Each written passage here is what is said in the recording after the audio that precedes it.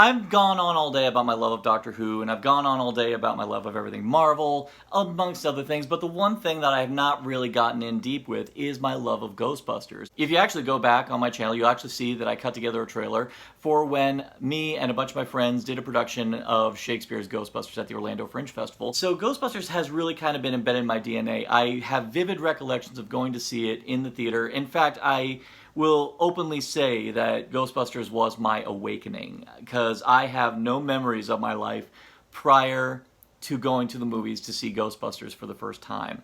The experience of it was so vivid, and I remember my young, really young adolescent brain was just so invigorated by the fact that I was seeing something that was so scary, so funny, so adventurous, and just so unique. And the fact that it came out like right at the point when I was able to retain memories, and the fact that the experience of it was so profound, it stayed with me for the longest time. And of course, I, like a lot of people, have always wanted to see this legacy go on. Yes, Ghostbusters 2 is not by any means a superior sequel, but it's still entertaining to me. I will definitely say that the video game is Ghostbusters 3. Of course, we all know Paul Feig directed an all-female cast in that particular film, and it was unjustly attacked by a lot of toxic fans, and unfortunately Paul Feig, clearly not knowing how to deal with this particular type of attention, fired back in the worst way, and it really soured a lot of prospective film goers to it. It also didn't help that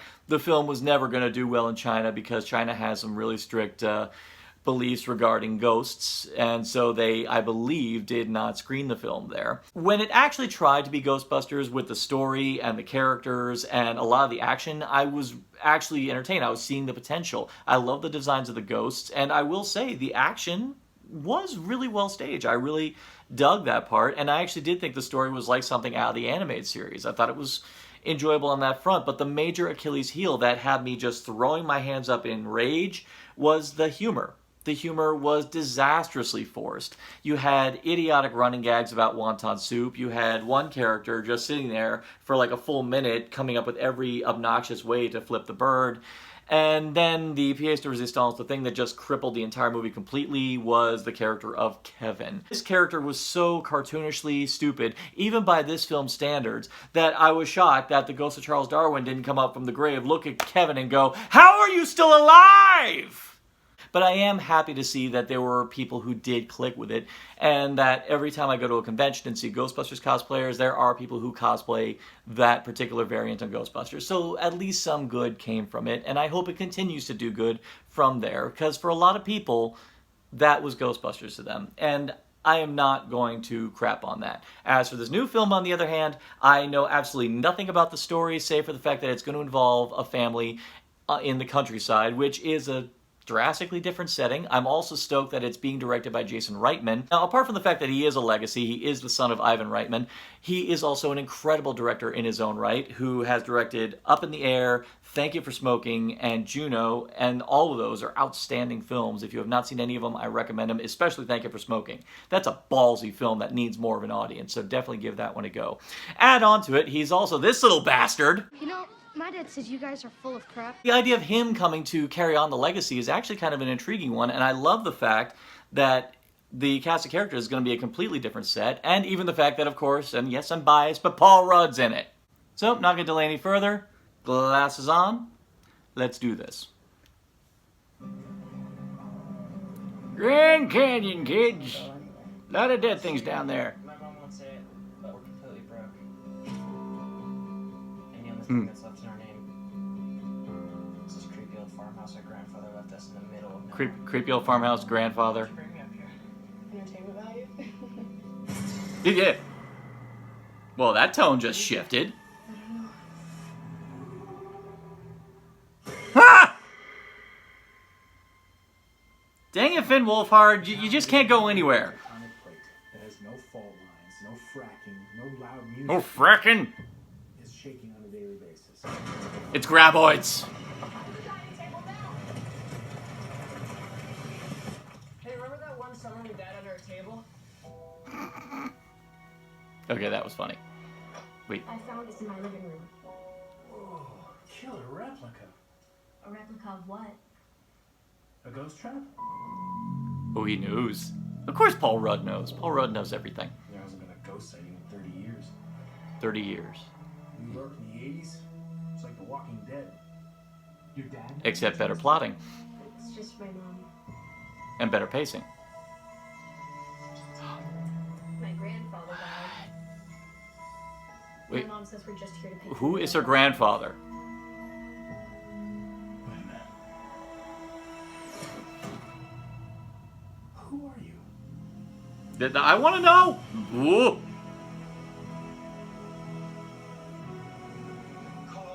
Shandor Mining? Call it luck. Call it karma. I believe that everything happens for a reason. Okay, we're going full Super 8 on this. Come on, darling. Ah! Still works. Man, let's, woof! Just made those cornfields a bitch.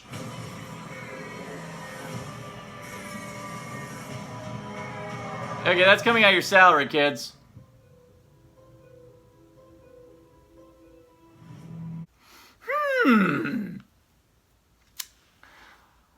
Okay.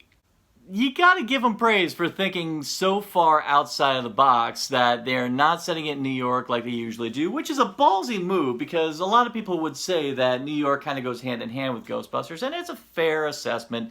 But simultaneously, though, a lot of time has passed since Ghostbusters 2 and even the video game, and they did say in the video game that they were going to branch out to different parts of America, so it would make sense. And I am absolutely over the moon about the approach it's going to take. It definitely still looks like it has that very natural, organic humor, because the essential thing about Ghostbusters is that the jokes never push it over the cliff. The humor usually tends to come strictly from the character and just their own nature, and that's what is essential to it. And I'm already getting a good vibe off of Finn Wolfhard's character. That he's obviously going to be the Venkman character, except a lot less pervy. I did notice a Shandor Mining sign. I'm guessing that Egon is their grandfather, which means that what if he actually relocated here because he found out that maybe Shandor didn't do work strictly in New York, that maybe he got around. And speaking of getting around, you mean Egon finally decided to loosen up and have a family? That's just weird. Maybe with Janine? Did you finally dump Lewis and, finally admit that he had a thing for Janine? I don't know. Maybe. It is a thrill seeing the Ecto-1 tear ass through a cornfield. And Paul Rudd's character intrigues me, of course. I like the idea that he's an enthusiast who remembers the Ghostbusters of old. That does make a nice change of pace, because everyone remembers Ghostbusters 2 and how weird it was that only 5 years, and everyone's forgetting that a big, giant, frickin' marshmallow man tromped through the streets of New York, and that ghosts were running rampant all over the place. That did not make sense. That was weird.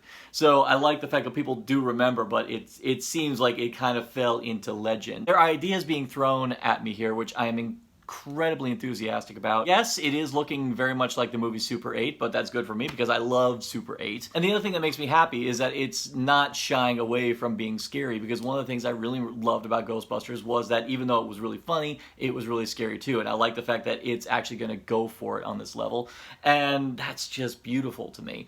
Again, it's very cagey about what the actual story is going to be, and that's great. That's what a good teaser is supposed to do. What are your thoughts on the Ghostbusters Afterlife trailer? Leave it all in the comments below. For extra measure, how did you feel about the 2016 film, and do your feelings about that film affect the way you're going to approach this one? Leave it all in the comments below. And for more addictive content and Narcotic Casserole, simply like, share, subscribe, click. Now shall be served.